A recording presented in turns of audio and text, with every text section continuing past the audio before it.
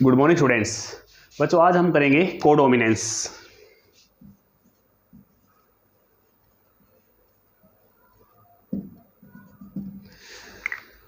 ये भी एक प्रकार की एक्सेप्शन है किसकी, डोमिनेंस की। जो लॉ ऑफ डोमिनेंस है according to Mendel, heterozygous condition के अंदर क्या होता है, फैक्टर का जो एक पार्ट होता है, एक एलील क्या होता है डोमिनेंट और दूसरा क्या होता है रिसेसिव।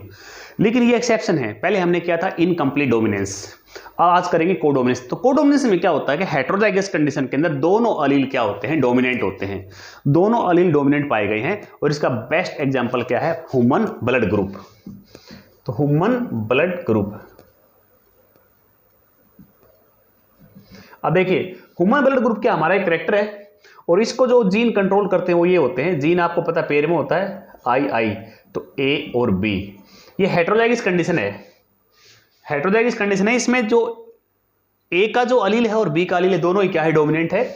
और ऐसे पर्सन का ब्लड ग्रुप क्या होता है, ए बी। ऐसे पर्सन का ब्लड ग्रुप क्या होता है, ए बी। क्योंकि हमारे जो ब्लड ग्रुप है उसको हम 4 भागों में डिवाइड करते हैं, ए बी और ओ। 4 प्रकार के ब्लड ग्रुप होते हैं हमारे, पता आपको।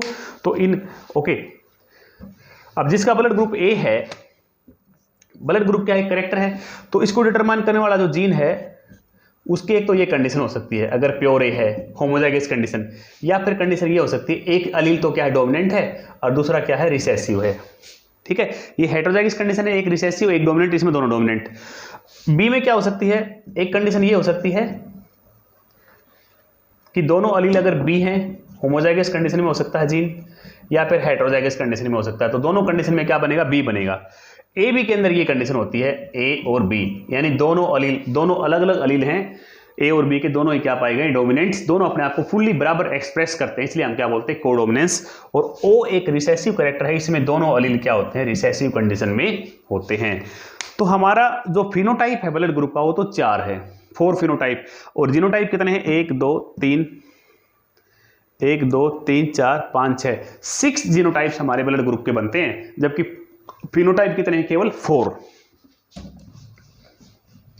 ये ब्लड ग्रुप है क्या, ये आरबीसी है, आप जानते हो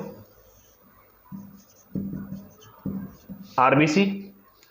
आरबीसी की सरफेस पे, आरबीसी की जो मेम्ब्रेन है, मेम्ब्रेन होती है सरफेस, और मेम्ब्रेन के ऊपर कुछ प्रोटीन्स होते हैं।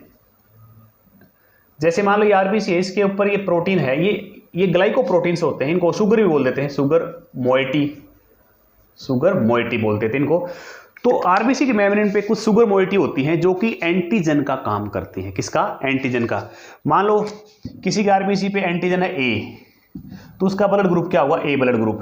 किसी की आरबीसी पे हो सकता है कि अलग टाइप की शुगर है, तो हो सकता है कि बी एंटीजन है, तो उसका ब्लड ग्रुप क्या हुआ, बी। जिसकी आरबीसी पे दोनों एंटीजन है, ए बी और बी बी, तो उसका ब्लड ग्रुप क्या हुआ, ए बी। और जिसकी आरबीसी के ऊपर कोई एंटीजेंस प्रेजेंट नहीं है, तो उसका ब्लड ग्रुप क्या होगा, ओ। क्या होगा उसका, ओ।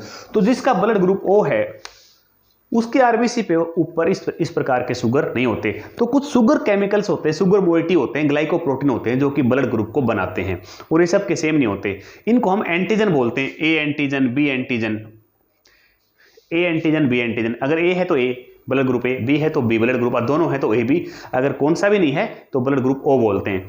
इनको एंटीजन क्यों बोलते हैं, सपोज करो मेरी आरबीसी के ऊपर बी एंटीजन है, किसी दूसरे पर्सन की व्यक्ति पे ऊपर ए एंटीजन है। अगर मैं अपना ब्लड उसको देता हूं तो उसकी बॉडी एक्सेप्ट नहीं करेगी, उसकी बॉडी, उसका जो इम्यून सिस्टम है वो एंटीबॉडी क्या कर देगा, रिलीज। तो क्यों, क्योंकि मेरी आरबीसी के ऊपर डिफरेंट एंटीजन है, मैच नहीं करता। तो एंटीजन क्यों बोलते हैं, एंटीजन उसको बोलते हैं जिसके खिलाफ क्या पैदा होती है, एंटीबॉडी पैदा होती है, उसको एंटीजन बोलते हैं। इसलिए एंटीजन वर्ड हम यहां पर यूज करते हैं। तो ब्लड ट्रांसफ्यूजन जब होता है, अगर कोई ब्लड डोनेट करता है या रिसीव करता है, तो उस टाइम ब्लड की मैचिंग बहुत जरूरी है। तो ब्लड ग्रुप दोनों के सेम होने चाहिए। अगर मिस मैच है तो रिएक्शन हो जाएगा, इम्यून सिस्टम्स जो है ना उसको रिजेक्ट कर देगा, उससे काफ़ी प्रॉब्लम्स आ सकती है। क्लियर। तो ये आपको पता लग गया ए एंटीजन बी एंटीजन्स क्या होते हैं। तो एक प्रकार के शुगर्स होते हैं, आरबीसी की सरफेस के ऊपर प्रेजेंट होते हैं और एंटीजन का काम करते हैं।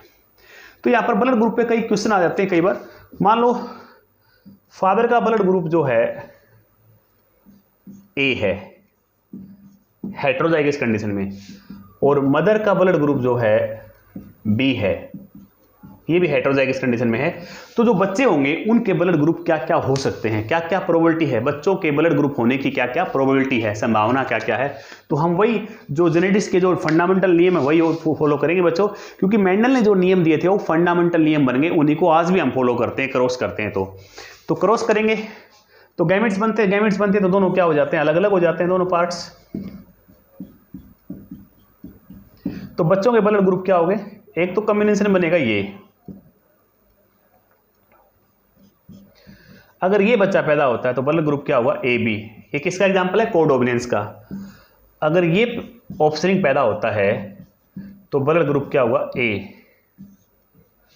अगर ये ऑफस्प्रिंग पैदा होता है तो ब्लड ग्रुप क्या होगा, बी। अगर ये ब्लड ग्रुप पैदा होता है तो ब्लड ग्रुप क्या हुआ, ओ। ठीक है, तो ये संभावना है, चारों प्रकार की संभावना है। ए बी वाला भी हो सकता है, ए वाला भी हो सकता है, बी वाला भी हो सकता है और ओ वाला भी हो सकता है। तो यहां से क्रॉस मैंने आपको सिंपल समझा दिया है। ऐसे इसी प्रकार के क्रॉस के कई तरह के क्वेश्चंस ऐसे आपके पेपर में आ सकते हैं, तो आप इनको आराम से सोल्व कर सकते हो। तो ऐसे अगर ऐसे क्वेश्चन आ जाए पेपर में तो इनको आप सोल्व कर सकते हो कि एक पेरेंट्स का ब्लड ग्रुप दे रखा है और बच्चे का दे रखा है तो एक पेरेंट्स का क्या हुआ, ऐसे आप कर सकते हो।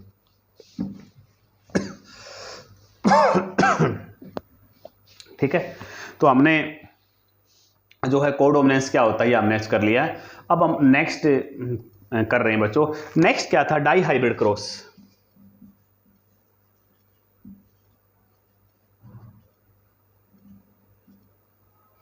इससे पहले एक चीज और रह गई हमारी, वो कर लेते हैं आज। आपने कोडोमिनेंस क्या होता कर लिया, एग्जाम्पल क्या है इसका, ब्लड ग्रुप। कोडोमिनेंस के साथ एक और चीज है जो आपने याद करनी है, मल्टीपल अलील्स। ये क्या फिनोमेना है, मल्टीपल अलील्स। आप जानते हो, आपने इनहेरिटेंस ऑफ मेंडलियन इनहेरिटेंस पढ़ी आपने। अकॉर्डिंग टू मेंडल एक फैक्टर के या एक जीन के दो अलील होते हैं, हमेशा दो अलील होते हैं, एक रिसेसिव हो सकता है, एक डोमिनेंट हो सकता है। ठीक है, लेकिन कई एग्जाम्पल ऐसे हैं, जैसे अभी एग्जाम्पल लिया था हमने ह्यूमन ब्लड ग्रुप का। ह्यूमन ब्लड ग्रुप एक करैक्टर है और इसको जो जीन डिटरमाइन करता है उसके 3 अलील हैं, यानी कि 3 अलीलिक फॉर्म में हो।